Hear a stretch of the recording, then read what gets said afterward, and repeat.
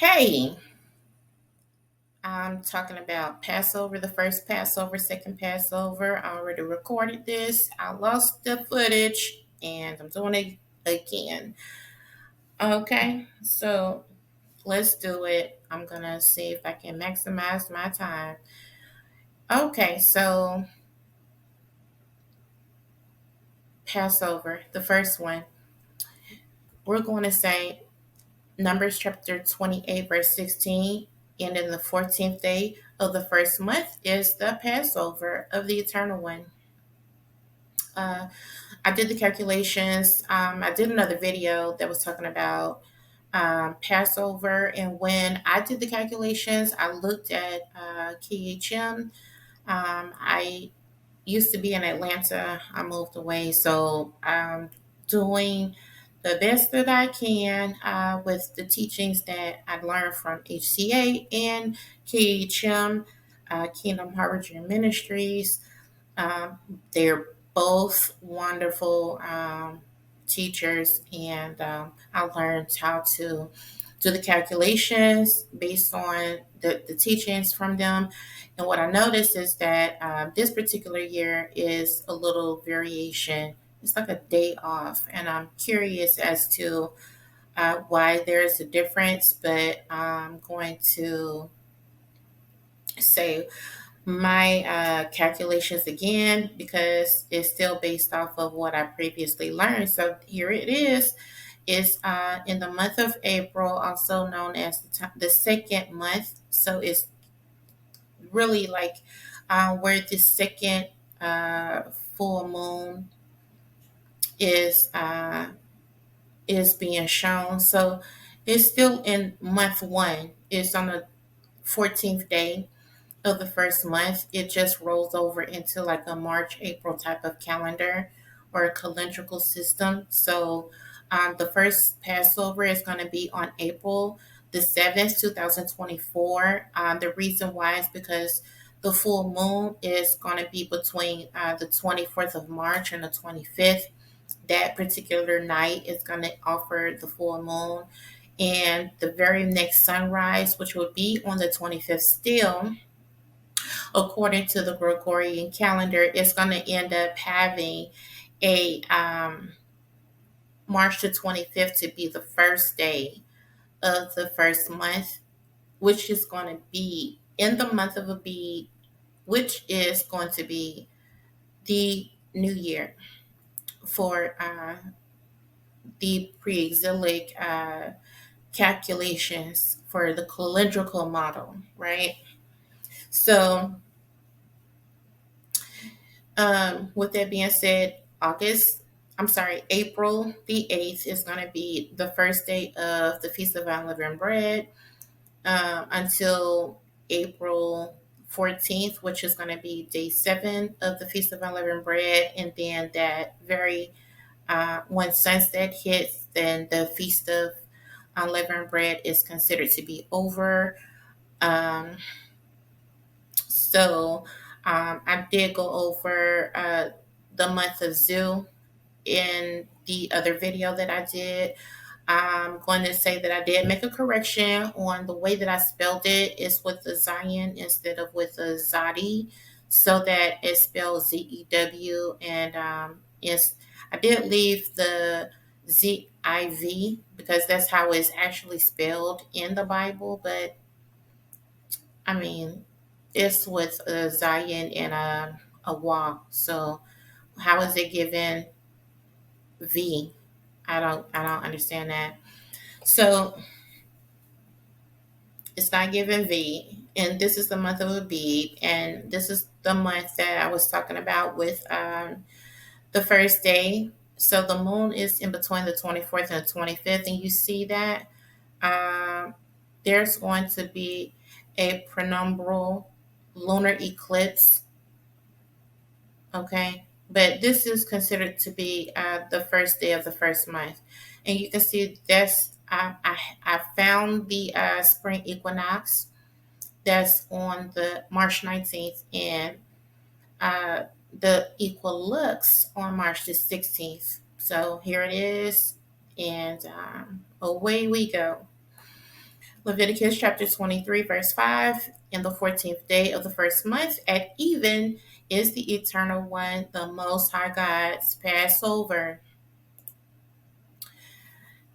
I'm going to just read this. 1 Kings chapter 6, verse 37.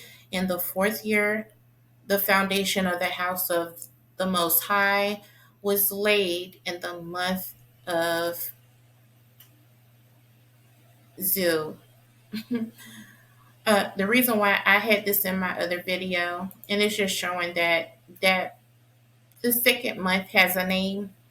That's the only reason why I showed that, because it has a name. I was previously given it this called the second month, or using the Gregorian calendar name, but I decided this year I was exposed to it this year. I said, let me add it to my calendar. So I thank uh, the Mamleket Kohanim for showing me that.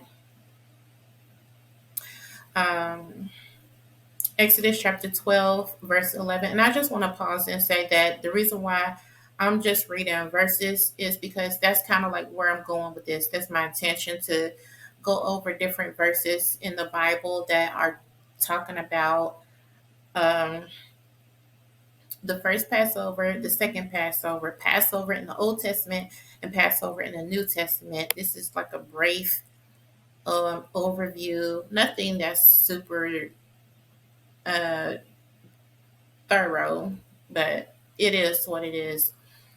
This is my goal, and I'm doing it also because this is something that I feel like this is, you want to prepare for the feast days before they get here, so that you can be ready to do the Passover, and not just learning about the Passover on Passover, but you're doing this these things that's written. So it's kind of like, oh, maybe I want to try to do some of these things. And granted, some people might feel like they don't have to do this stuff. Oh, that was just situational. It was given to those, and you don't have to do it. I kind of like to role play. That's just me. I don't. What's the problem with it? I might want to put some sandals on my feet and put a staff in my hand and eat the Passover in haste. I know that was situational. Exodus chapter 12, verse 11. You know, I think I got some sandals I can wear. Eat and fast because you're hungry. I can do that. But I think with role playing, and maybe like, why are you doing that? To me, it's like putting it deep in me, so that it's like Christmas. You you like, people get into costumes and ho ho ho win and all of that, and I'm like, if you don't have a problem with that back in the day, with how Christmas was kept in these other things that have these other holidays, I should say, that didn't have anything to do with the holy days. If role play could be done for these holidays, then why not role play for the holy days, or play it out instead of going into like a congregation and you're just sitting and learning. Maybe take the opposite approach and learn, maybe like talk about it every single week until Passover comes. And it don't have to be long and drawn out, but it's like, this is a reminder. We're going to be doing this and plan out the itinerary and all of that. And so that way people can know, oh, I'm going to be doing, I'm going to be bringing the lamb, making sure that it's a young one. And we may already have it butchered, purchasing it from the butcher and making sure we buy it from a place that's kosher and checking out how it was killed to the best of our abilities and that type of thing. So, Exodus chapter 12, verse 21. Then Moses called for all the elders of Israel and say unto them, draw out and take you a lamb according to your families and sacrifice the Passover.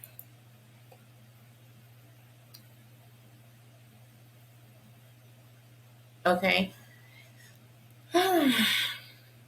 I put the video in there so that they could, I could see this black sheep. We used to have a song back in the day. Black sheep, have you any wool? Mhm.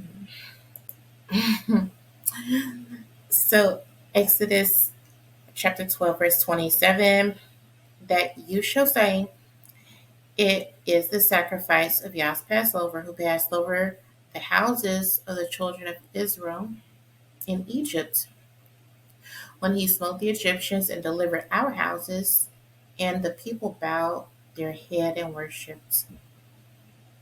Mhm. Uh, And Yah said unto Moses and Aaron, this is the ordinance of the Passover. There shall no stranger eat thereof. Mm-hmm. Yep. Still Exodus chapter 12, verse 48. And when a stranger shall sojourn with thee, and will keep the Passover to the eternal one, the Almighty Power, let all his males be circumcised, and then let him come near and keep it, and he shall be as one that is born in the land, and no uncircumcised person shall eat thereof. Isn't that something? So, I mean, if you're gonna be in, and you have to be circumcised, it's just important. That's just okay. So far we seen what is it? You need to be circumcised, even if you are a stranger. You need to be circumcised in order to take part. Otherwise, if you're a stranger, don't take part in it. The other one is they bowed their heads and they worship.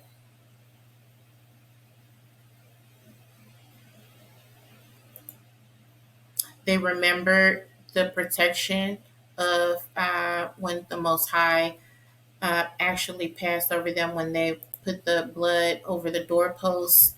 Um, Okay, so you have to kill the Passover. So far, we need to be circumcised, kill the Passover. Um, and I'm sorry if this is not supposed to be said that way or unalive. I apologize. What I don't know. Anyway, take a lamb according to your families. And the other thing is maybe this is situational, the staff in your hands. And this is not necessarily something that is you have to do, but this was definitely said. Okay, eat it with your loins girded, your shoes on your feet, and your staff in your hand, and you shall eat it in haste. Now, yeah, definitely situational back then. That's what they were told to do. So, so far, I mean, we don't have to do this part, but the rest of it, bow your head and worship. Make sure you circumcised. If you're a stranger, don't do it. Um, if you want to participate in the Feast of Passover, you can do it. Exodus chapter 34, verse 25. You shall not offer the blood of my sacrifice with leaven, neither shall the sacrifice of the feast of the Passover be left until the morning, no leftovers. No leftovers, no strangers eating unless the stranger is circumcised.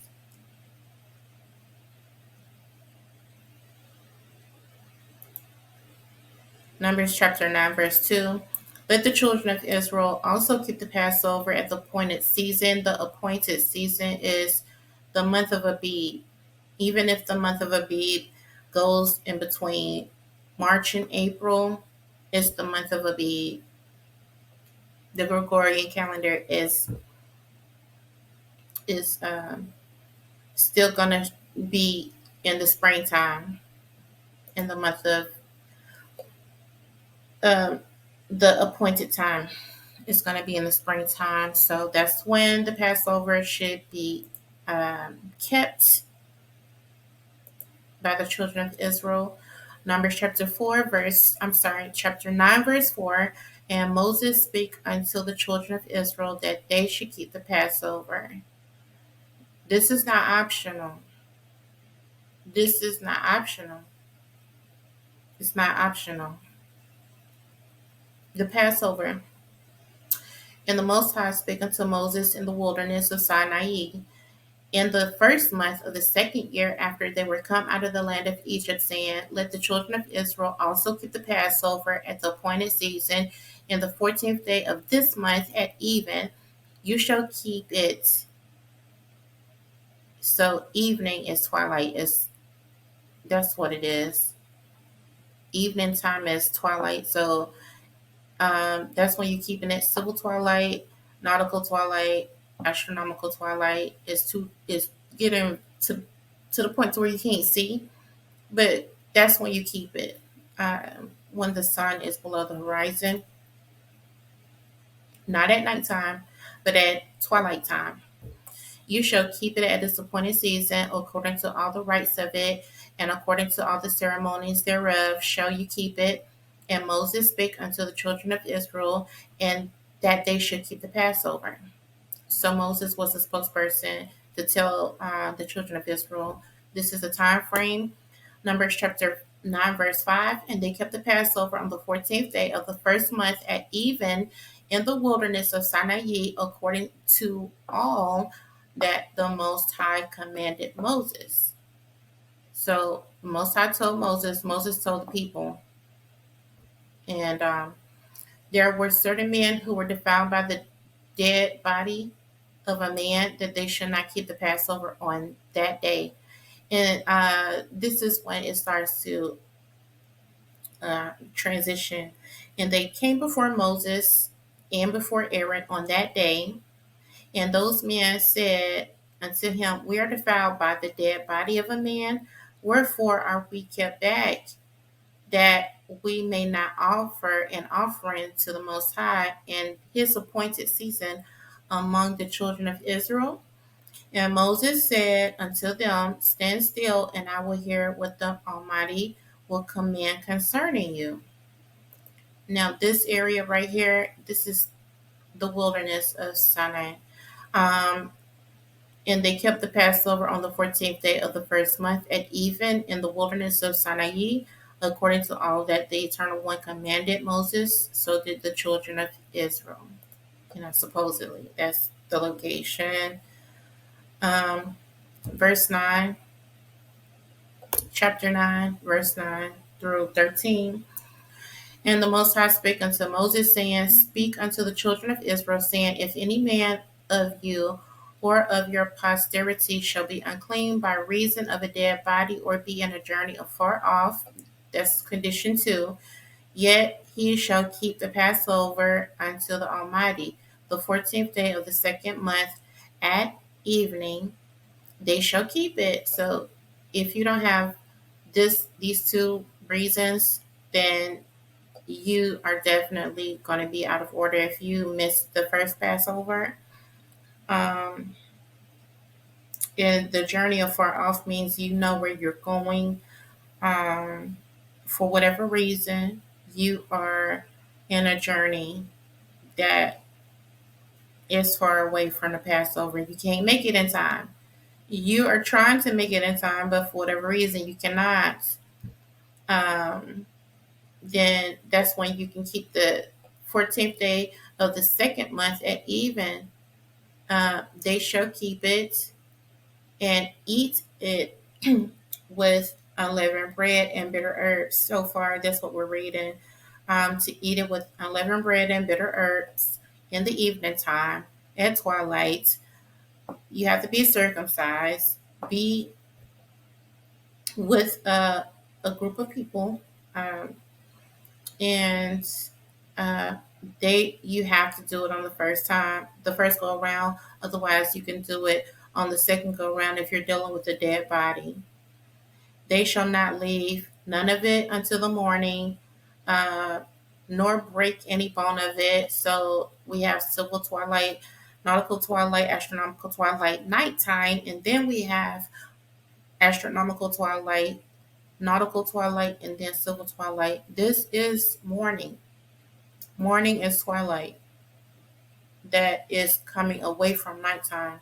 So, I mean, you can eat it all the way up until in the nighttime. You can keep the Passover, but you might want to try to get rid of it. So that's the reason why you might want to do portion control to make sure that you can handle that food. Uh, you don't want to buy too much food to where you can't eat all of it, and you don't want to buy. You don't want to. It's just certain things you don't want to do. No leftovers for this particular thing. Hmm.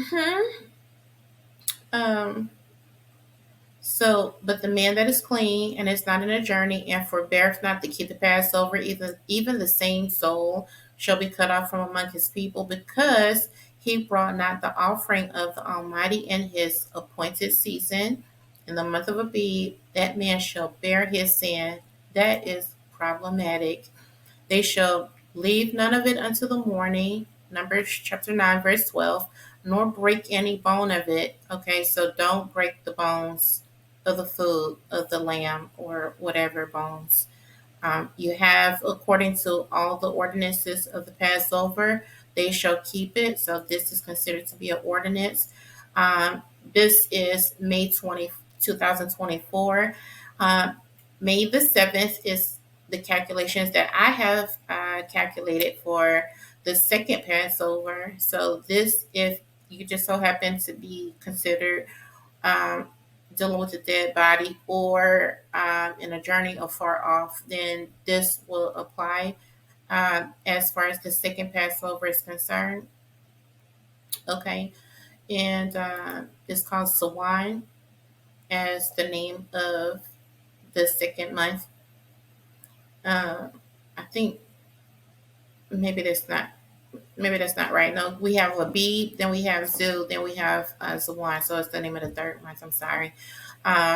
Let's see here. I'm going to read something that is related to the bones being broken.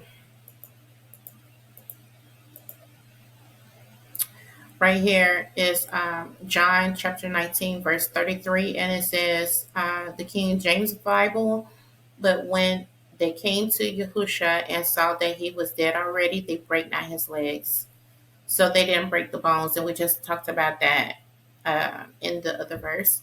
Also, this is Exodus chapter 12, verse 46 as cross reference that's talking about um, it must be eaten inside one house. You are not to take any of the meat outside the house, and you may not break any of its bones. So, what I might do is just make a list of the conditions, the terms and conditions of Passover altogether to be able to be viewed on one page so that it can be seen. So that is clear. You're not getting lost in all of these different verses being flipped through the Bible, just all these pages. But yep. So um, I repeated it multiple times, but yeah, that's what I like to do to be able to make it clear. What are we doing on the Passover? Well, that's what we're doing.